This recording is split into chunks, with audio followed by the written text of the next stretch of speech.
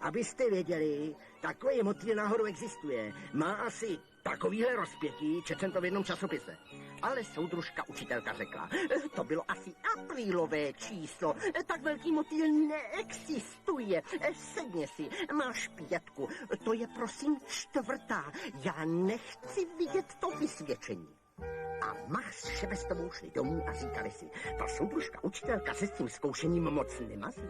Zítra přijdeme určitě na řadu a když jim přiběhl naproti Jonatán, řekl Šebestová, Jonatáne, dneska si jdej sám, my se musíme učit, aby to s náma nedopadlo jako z horáčky.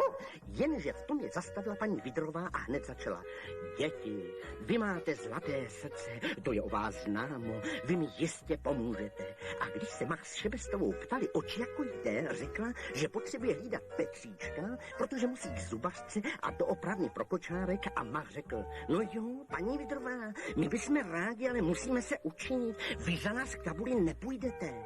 A paní Vidrová začala o oktávu výš.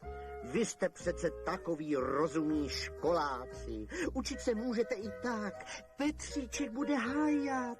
A mluvila, až se Šebestová koukla na Macha a oba řekli, no tak jo. Jenomže Petříček nespal ani chvilku, řval jako pavián a Mach řekl, člověče, Šebestová, to je vážně o nervy, s takovou se přeci nic nenaučíme, co kdybychom ho dali na balkón, bude koukat na lidi a dát pokoj. A tak to zkusili a opravdu to pomohlo.